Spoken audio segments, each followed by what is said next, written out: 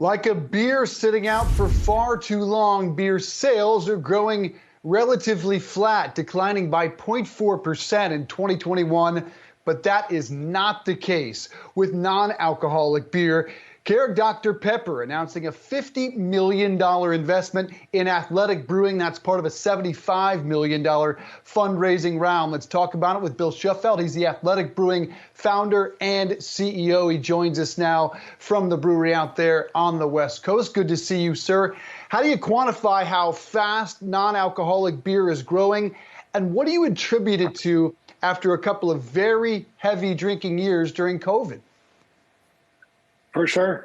David and Rochelle, thank you so much for having me on. I really appreciate the chance to share our news today. So what we set out to do at Athletic Brewing was reframe drinking for the modern adult. I came from a finance background like yourselves, normal, healthy, modern, busy lifestyle.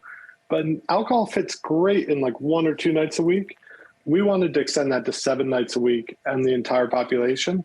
And we attribute a lot of that fast growth to non-alcoholic beer actually fitting great in the modern, healthy lifestyle.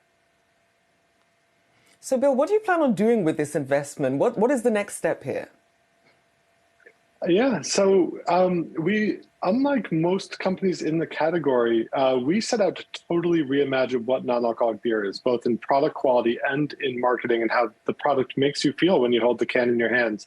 And a big part of that was setting up big facilities on both coasts of the country to own every step of the quality. So we own and operate the 2 largest non-alcoholic breweries in the world in San Diego, California, and Connecticut.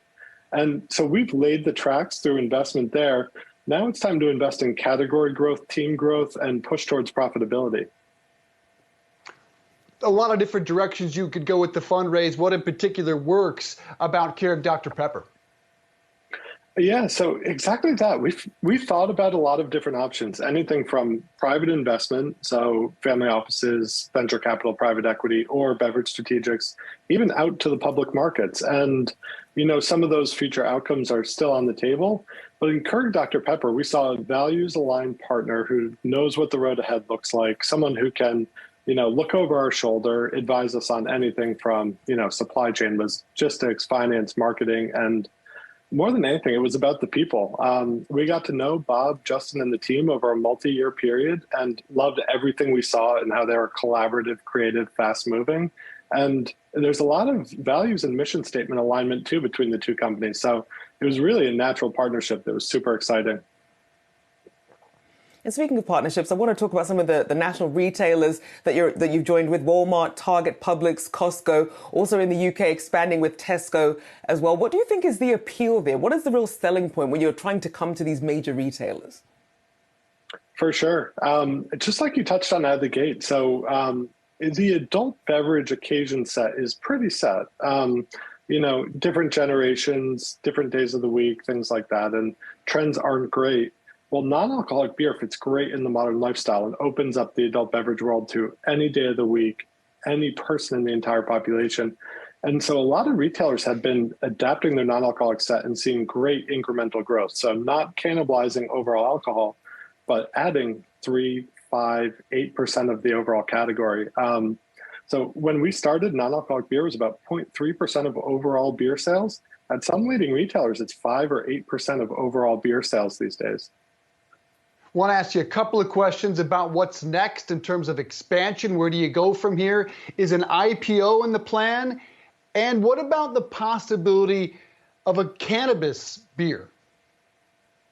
Yeah, a lot of interesting questions there. So I think at the foundational level, it's more of what we've been doing just on a bigger scale, getting our customers and community the beer they need for the first time. We just got out to a 50-state distribution footprint and have been able to say yes to a lot of those large national retailers for the first time ever, now that we have both breweries online. So capacity leads to more retail opportunity for sure, and getting beer in the hands of people who want it. But all those future capital structure decisions are potentially still on the table. With this investment, we've just brought on a great partner who can help us think through all those things. And we're really in build and learn mode together. You mentioned cannabis. I think that is a tangential opportunity. It's definitely not in conflict what we're doing, but it's not in any of our plans at this point. And obviously with the name Athletic, it's only natural we talk about some of the athletes involved here. You've got JJ Watt, David Chang, several other athletes as well. Talk about the demographics that you're still trying to reach and what you're hoping to gain with some of these partnerships.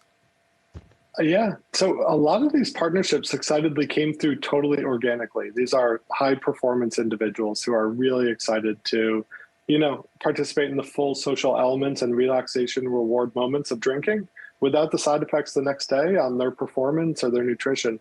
And so JJ's been a huge supporter. David Chang, as a really highly accredited chef, really brings some validation to the quality of the product and how it stacks up versus full strength alcoholic beers. And we were really excited to welcome Naomi Osaka and Carly Kloss into the investor team this round as well. Two people who just totally got what we were talking about. If you could give us a little bit on the demographics, who in particular are you finding that is providing that growth in the space? Yeah, so we're trying to previously non-alcoholic beer had been a very penalty box beverage for specific occasions like recovering alcoholics or medical conditions. And we wanted to make non-alcoholic aspirational and positive. So any person, anywhere, drinking it with pride. And yeah, some of those celebrity investors really helped knock down those walls. But the nutritional profile of our beers, the styles, the marketing, everything has really led to us opening the aperture to who craft beer speaks to. And that does include a large female demographic where beer tends to slant really heavily towards male drinkers. Our population is actually 48% female. So we work really hard to open the aperture to who feels comfortable drinking athletic beers. Bill Shufelt, Athletic Brewing founder and CEO. Congrats on the raise. Good to see you, sir.